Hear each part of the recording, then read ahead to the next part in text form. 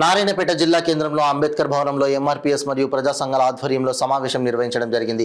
August 1వ తారీఖున దేశ అత్యున్నత న్యాయస్థానం సుప్రీంకోర్టు ఎస్సీ రిజర్వేషన్ల వర్గీకరణను ఆయా రాష్ట్రాల్లో అమలు పరుచుకోవచ్చని తేల్చి చెప్పింది. కానీ తెలంగాణ రాష్ట్రంలో ఆగస్టు 1వ తారీఖు సుప్రీంకోర్టు తీర్పు వచ్చిన తర్వాత నిండు అసెంబ్లీలో ముఖ్యమంత్రి రేవంత్ రెడ్డి అసెంబ్లీ సాక్షిగా అన్ని రాష్ట్రాల కంటే ముందే తెలంగాణ రాష్ట్రంలో అమలు చేస్తామని, అవసరమైతే ఆర్డినెన్స్ తీసుకొచ్చైనా అమలు చేస్తామని చెప్పడం జరిగింది. కానీ ఇప్పటివరకు 5 నెలలైనా తెలంగాణ రాష్ట్రంలో వర్గీకరణ అమలు కాలేదు. కానీ తెలంగాణ రాష్ట్రంలో ఎస్సీ వర్గీకరణ అమలు పరుచుకోవడానికి హైదరాబాద్ నడిబొడ్డున ఫిబ్రవరి 7వ తేదీన అంబేద్కర్ సచివాలయం ముందు భారీ ఎత్తున చేపట్టబోయే 1,00,000 డప్పులు 1000 గొంతులు కార్యక్రమాన్ని భారీ ఎత్తున పాల్గొని విజయవంతం చేయాలని కోరారు. ప్రస్తుతం ఎంఆర్పీఎస్ ఉద్యమంలో మాట కన్నా పాట డప్పు దరువులు ముఖ్యమని అన్నారు.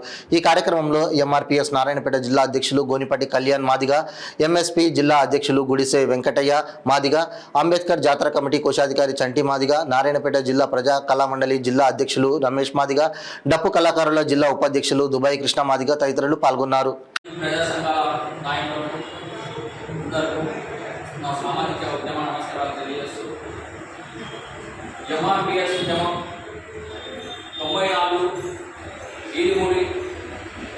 ప్రకాశం జిల్లా ఈడుమూరులో ఒక 20 మందితో మొదలైన ఉద్యమం ఈరోజు తెలంగాణ రాష్ట్రమనే కాకుండా దేశం మొత్తంలో కొన్ని 1,00,000 కోట్ల మందితో వ్యాపించిన ఉద్యమం ఏదైనా ఉందంటే ఒక ఎంఆర్పీఎస్ ఉద్యమం అనే చెప్పుకోవచ్చు.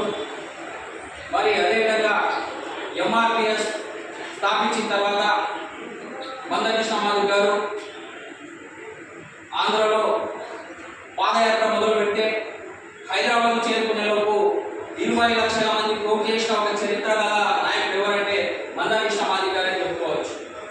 మళ్ళీ అదేవిధంగా 2004లో ఎంఆర్పీఎస్ పోరాటానికి అప్పుడు చంద్రబాబు నాయుడు ప్రభుత్వంలో ఎస్సీ వర్గీకరణ అమలు జరిగితే దాదాపు అందరూ చెప్పినట్లు 24,000 ఉద్యోగాలు వచ్చినాయి. అవి వచ్చిన తర్వాత మళ్ళీ కొద్ది రోజులకి అక్కడ కేంద్రంలో కాంగ్రెస్ ప్రభుత్వం ఉన్నప్పుడు మళ్ళీ కొందరు వ్యతిరేకులు దాన్ని కొట్టిపడేస్తే మళ్ళీ అప్పటి నుంచి గత 2020 ఇప్పటి వరకు పెండింగ్ పడుకుంటే వచ్చింది. మళ్ళీ 2014లో కూడా కేసీఆర్ మద్దతు ఇచ్చాం, రాజశేఖర్ రెడ్డి రాజశేఖర్ రెడ్డికి మద్దతు ఇచ్చాం, బీజేపీ కూడా మద్దతు ఇచ్చాం.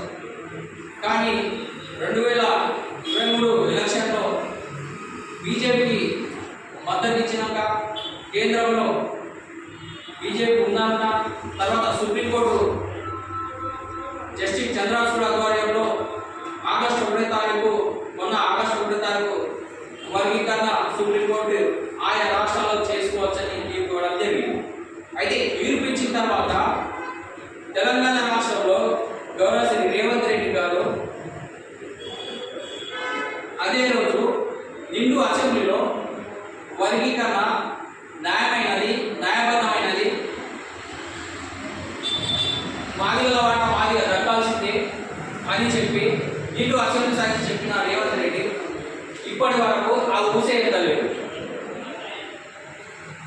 ఆ ఊసేతకుండా మళ్ళీ కమిషన్ అన్నాడు ఇట్లా ఆదాయం చేసుకుంటూ వచ్చాడు. కానీ మొన్న హైదరాబాద్ జూబ్లీహిల్స్లో మాదిగల సభ జరిగితే ఆ సభకు వచ్చిన రేవంత్ రెడ్డి కూడా వర్గీకరణ చేస్తామని అంటున్నాడు. కానీ వర్గీకరణ మీద ఒక ఊసేతనట్ల సందర్భం అయినది.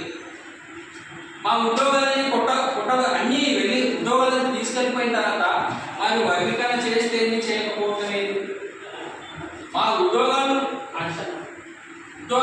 నోటిఫికేషన్ లేకుండా వర్గీకరణ అయిన తర్వాత